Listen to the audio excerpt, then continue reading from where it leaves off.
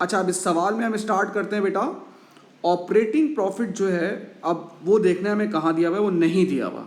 अब जब नहीं दिया हुआ होता है, जो चीज़ें गिवन होती हैं, हम वो वहाँ से स्टार्ट करते हैं। ठीक है, हम ये स्टार्ट करते हैं। ये आपका क्वेश्चन है मई 2006 का। अब आप देखें, रिटेन प्रॉफिट 30 से 15 गए। इसका मतलब क्या है? इसका मतलब ये है कि लॉस हुआ है, तो हम स्टार्ट करेंगे भाई लॉस से 15 नेगेटिव। ठीक है भाई।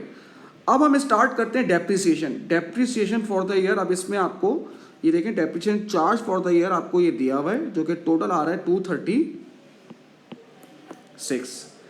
ठीक है। अब हमने एक मशीन बेची है। अब ये देखना है जो मशीन बेची है उसमें गेन आया या लॉस है। देखें भाई, जो मशीन बेची है उसकी कॉस्ट तो आ रही है ये, क्योंकि मोटर व्हीकल बेची है, कॉस्ट है 240, और उसका जो डेप्रिसिएशन है डिस्पोजल का, देखें ये आपके सामने लिखा हुआ है 108 डेप्रिसिएशन। तो नेट बुक वैल्यू जो है वो आपकी आ रही है 132। ठीक है, 132 है। और ये जो आपने जो बेचा है वो आपने बेचा है 130। ये 13 ये बेटा, ये है 130, है गलत हुआ है। तो आपने सेल किया है 130 का, 130 चीज़ आपने 130 में बेची है, तो बेटा ये आपका क्या हो जाएगा? ये आपका लॉस हो जाएगा। और लॉस हम क्या करते हैं? ऐड करते हैं। ठीक है भाई। अब इन्वेंट्री देख लें भाई। इंक्रीज इन इन्वेंट्री, ऊपर आप देख सकते हैं बेटा, इन्वेंट्री आपकी जो है वो बढ़ी है दोनों सालों का। जब आप कंपेयर करेंगे, ये आप कर देंगे 26। सेम ऐसे ही आपके जो रिसीवेबल हैं वो भी आपके देखें बढ़े। इंक्रीज इन रिसीवेबल वो कितने से बढ़े हैं बेटा? आपके 18 से। और जो पेबल हैं, ट्रेड पेबल हैं, अगर हम वो देखें तो वो आपके डिक्रीज हुए हैं, डिक्रीज इन पेबल। ठीक है, कितने हुए हैं भाई?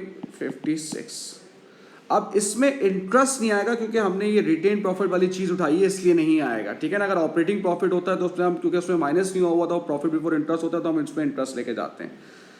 ये यहाँ तक हो जाएगा, इसको प्लस माइनस कर देगा। अब आएगा इन्वेस्टिंग एक्टिविटीज़। इन्वेस्टिंग एक्टिविटीज़ देखते हैं भाई। आपने कोई परचेज किया है, अब आप फिर स्केड्यूल में देखेंगे, नॉन करेंट एसेट के देखेंगे, एडिशंस आ रहा है आपका 808, ये आपके पास से पैसा चला गया। और फिर आपने बेचा है, जी हाँ ये रहा बेचा भाई, प्रोसीड्स हुई हैं हमारे पास, पैसा आया है बेच के नॉन करेंट एसेट का, ये आया है 130, ये इन्वेस्टिंग हो गई। अब हम फाइनेंसिंग की बात करते हैं भाई।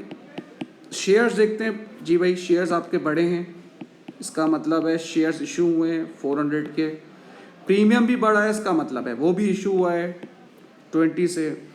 और डिबेंचर रिडीम हुए हैं। वैसे रिडीम अब आपके उसमें है नहीं, लेकिन मैं फिर भी इस तरह से आसान है तो इसलिए मैं करा रहा हूँ बेटा। ये रिडेम्पशन ऑफ डिबेंचर हुआ है। डिबेंचर कम होने को रिडेम्पशन कहते हैं। इसका मतलब है आपने पे कर दिए तो 80 आपके पास से चला गया। ठीक है, तो अब ये प्लस माइनस करेंगे, ओपनिंग क्लोजिंग करेंगे, तो ये आपकी कैश फ्लो स्टेटमेंट जो है वो आपकी बन गई है। में नहीं, ये जो है, ये आपका जो क्वेश्चन है वो है नवंबर 2012 P43 का। ठीक है, थैंक यू।